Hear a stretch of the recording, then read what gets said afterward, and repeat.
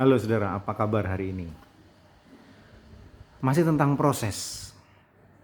Ada sebuah cerita, ada keluarga yang bekerja bertani bertahun-tahun dan hasil pertaniannya tidak pernah bagus. Rupanya lahan yang mereka garap itu tidak cukup mendapatkan air. Sebetulnya ada sebuah sungai yang dekat dengan lahan mereka.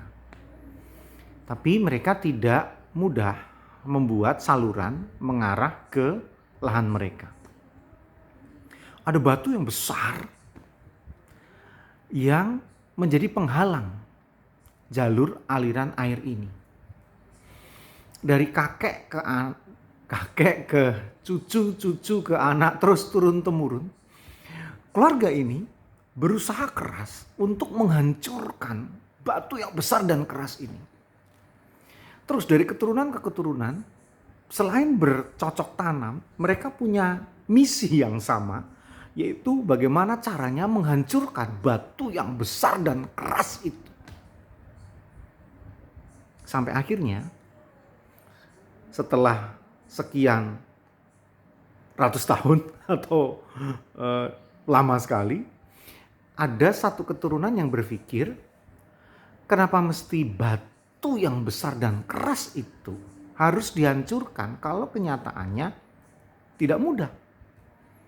Bikin aja jalur yang lain sehingga aliran air itu bisa mencapai ke lahan mereka.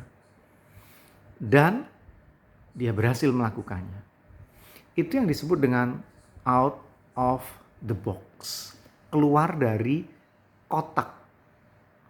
Itulah proses kehidupan yang seringkali orang lupakan.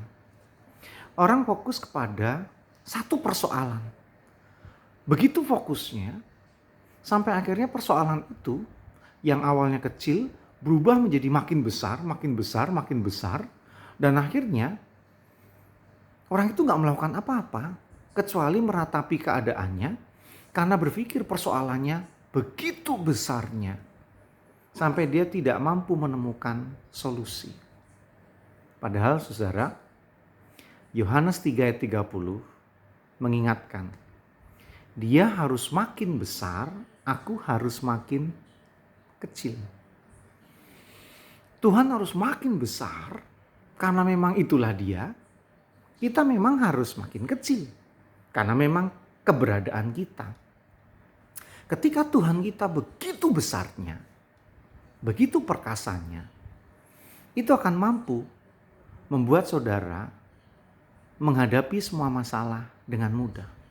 Tuhan yang harus makin besar, bukan persoalan yang makin besar. Tuhan yang makin besar, bukan kita yang makin besar. Karena dengan kebesaran Tuhan memampukan kita mengatasi semua masalah. Masih dengan saya Pendeta Yudi di acara Emas. Esok masih ada solusi.